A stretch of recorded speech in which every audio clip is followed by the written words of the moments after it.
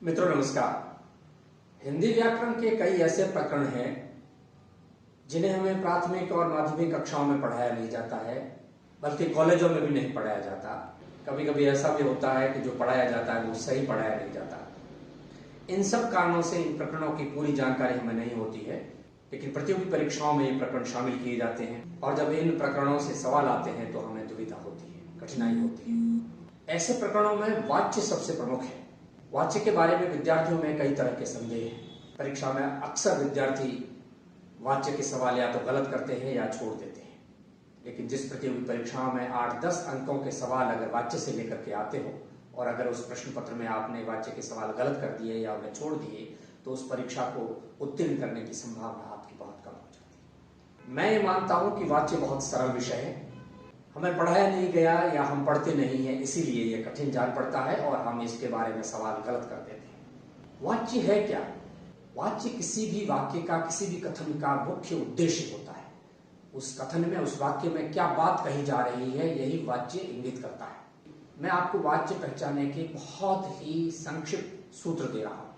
आप इन सूत्रों के आधार पर वाच्य की पहचान बहुत आसानी से कर सकते हैं। हिंदी के साधारण वाक्य में कर्ता, कर्म और क्रिया के रूप में वाक्य का विन्यास रहता है। तो वाच्य के लिए हमें वाक्य में यह देखना है कि क्रिया की अन्विति किसके साथ में है। कर्ता के साथ में है, कर्म के साथ में है, या इन दोनों के साथ में ना होकर के क्रिया अपने आप में अपना मूल रूप ग्रहण कर रही है। क्रिया का मूल रूप भाव रूप होता है, एक वचन पुल्लिंग अन्य पुरुष।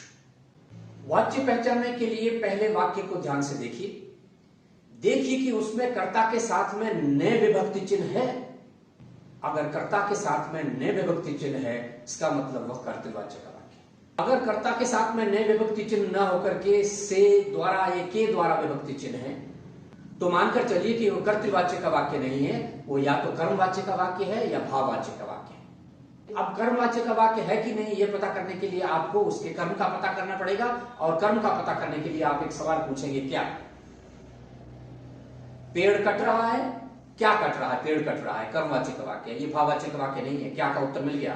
भाववाच्य में कर्म होता ही नहीं है, क्रियाएं अकर्मक होती है, और कर्मवाच्य में क्रिया सकर्मक ही होगी, जबकि कर्तृवाच्य में अकर्मक और सकर्मक दोनों क्रियाएं होती है। ठीक है, अब इसको दूसरी तरह से समझिए। मान लीजिए कोई वाक्य आया आपकी परीक्षा में, भाविक पुस्तक पढ़ता है। पहले आप कर्तृवाच्य का सवाल कीजिए, कौन, किसने। कौन पहले पूछिए, भाविक पुस्तक पढ़ता है, कौन पुस्तक पढ़ता है? भाविक पढ़ता है। आपको उत्तर मिल गया, कर्तृवाच्य हो गया। कौन से उत्तर नहीं मिला, इस तरह का सवाल आ गया। भाविक ने पुस्तक पढ़ी, किसने पुस्तक पढ़ी? भाविक ने पुस्तक पढ़ी, कर्तृवाच्य हो गया।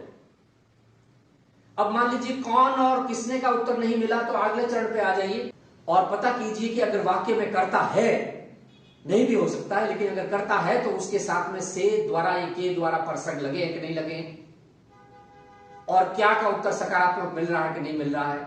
यदि क्या प्रश्न का उत्तर सकारात्मक मिल रहा है तो यह कर्मवाच्य हो गया। अगर कर्ता के साथ में से द्वारा के द्वारा है, लेकिन क्या का उत्तर नहीं मिल रहा है, तो वह भाववाच्य हो जाएगा। भाववाच्य में भूतकालिक क्रिया का प्रयोग होता है, मूल क्रिया भूतकालिक होगी और क्रिया अपना लिंग वचन पुरुष नहीं बदलेगी, अपने मूल भाव रूप में ही रहेगी। मुझसे चला नहीं जाता, भूतकालिक रूप है क्रिया का चला, यह चला ही रहेगा इस तरह के वाक्यों में। चाहे आप कर्ता बदल दीजिए, मुझसे चला नहीं जाता, नाम लिख दीजिए किसी का, मोहन से चला नहीं जाता। क्रिया में हमेशा पक्ष और काल रहता है, वो जो पक्ष और काल पढ़ेगी तब हम पढ़ेंगे, लेकिन फिर भी आप ये देखें कि यहां वो बदलता नहीं है, बस यही है। यह भूतकालिक रूप है क्रिया का, चला का चला ही रहेगा, चाहे आप लिंग वचन बदल दीजिए। आपने यहां मुझसे की जगह कर दिया राम से या कर दिया दिव्या से, चला नहीं जाता, चला नहीं जाता ही रहेगा। पुरुषों से चला नहीं जाता, औरतों से चला नहीं जाता, कितने ही वचन लिंग बदल दीजिए, क्रिया का रूप नहीं बदलेगा। इसका मतलब क्रिया अपने मूल स्वरूप में है, भाव रूप में है, और यह भाववाच्य समाप्त। आपको न पता करना है, से द्वारा पता करना है, और देखना है कि कर्ता के अनुसार क्रिया बदलती है कि नहीं बदलती है। पल भर में इसका पता कीजिए और सवाल हल कर लीजिए।